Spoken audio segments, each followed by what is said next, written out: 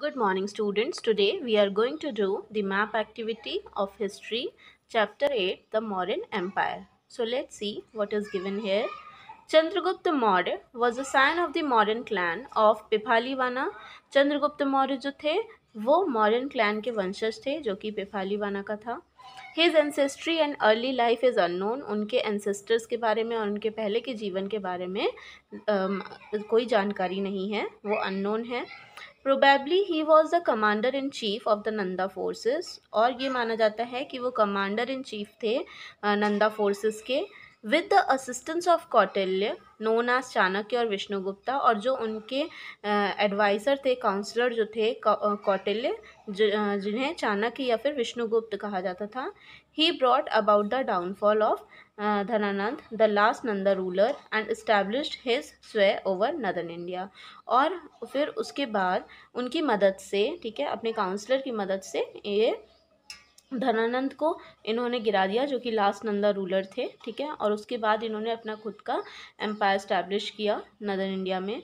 In 305 BC, Seleucus Nicator, a general of the Greek king Alexander, invoked India and was defeated by Chandragupta. 305 BC में सेलेकस Nicator जो कि general थे Greek king Alexander के, उन्हें India भेजा गया. ठीक है, जो कि चंद्रगुप्त के द्वारा हरा दिए गए थे. Consequently the territory of Afghanistan was ceded to him. Chandragupta built a vast empire which included Bihar, Bengal, large parts of Orissa, Gangetic Plain, Central India and parts of Deccan.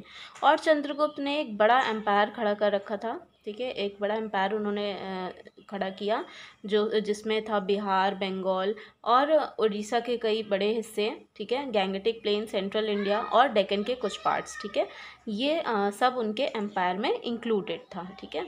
So Chandragupta was succeeded by his son Bindusara. जब चंद्रगुप्त की death हुई तो चंद्रगुप्त के बाद जो बिंदुसारा उनके वंशज थे, जो उनके बेटे थे, ठीक है, उन्होंने उनका थ्रोन संभाला.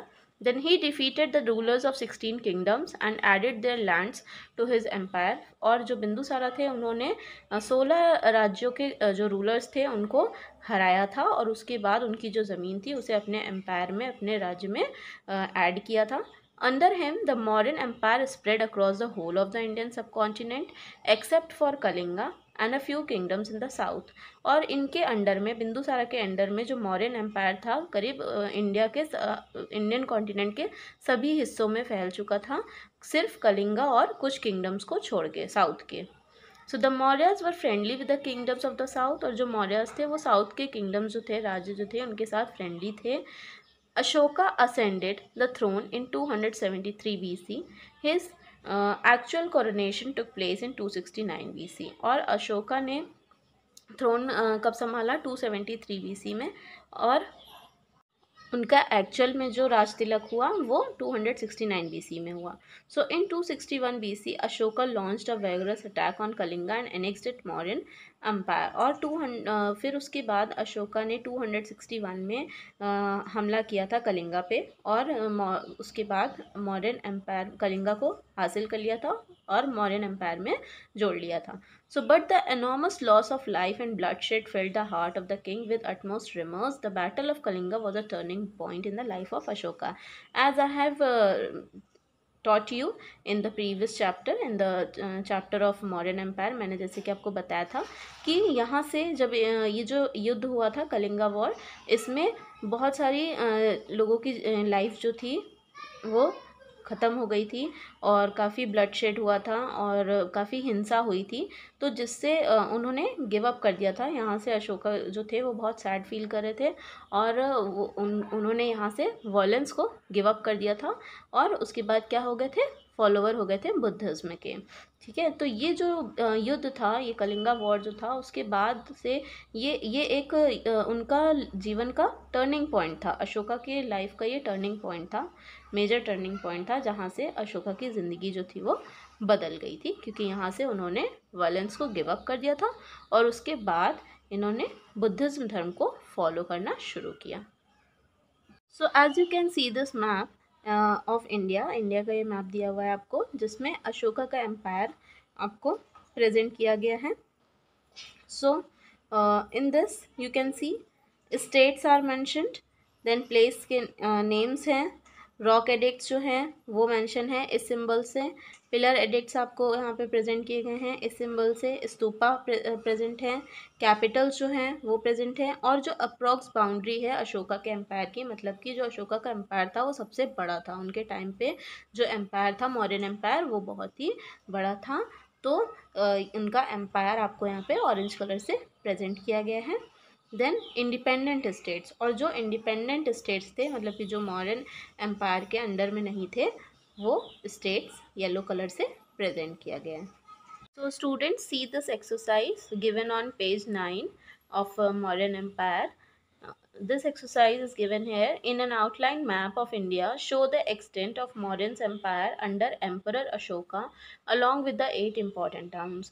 अब आपको इस एक्सरसाइज में क्या करना है कि यहाँ पे आपको इंडिया का आउटलाइन मैप दिया हुआ है, ठीक है, इंडिया का मैप दिया है जिसमें आपको मौर्यन एम्पायर मतलब कहाँ से कहाँ तक स्प्रेड हुआ था अशोका के अंडर में, ठीक है, अशोका के अंडर में कितना बड़ा था मौर्यन एम्पायर वो आपको क्या करना है, मार्क करना है, और उसके साथ साथ आपको 8 इम्पॉर्टेंट टाउन्स भी मेंशन करने हैं, ठीक है, जो उनके अंडर में 8 इम्पॉर्टेंट टाउन्स थे उनके एम्पायर के वो आपको प्रेजेंट करने हैं इस मैप में। So as you can see I have coloured here जो अशोका के अंडर में मौर्यन एम्पायर था, जितना लार्ज एम्पायर था उतना एरिया मैंने यहाँ पे कलर किया है, आप सब भी इसको कलर कर लीजिएगा उनके एक्सटेंट ऑफ मौर्यन एम्पायर को अशोका के। Then you will write 8 important towns, ठीक है, 8 इम्पॉर्टेंट टाउन्स आप लिखेंगे उनके एम्पायर के।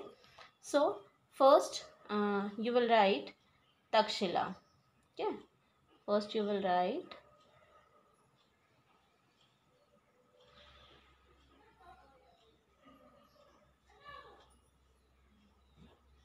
okay, so you will write Takshila, first town you will write Takshila, it is over here. Then next you will write Indraprastha, Indra,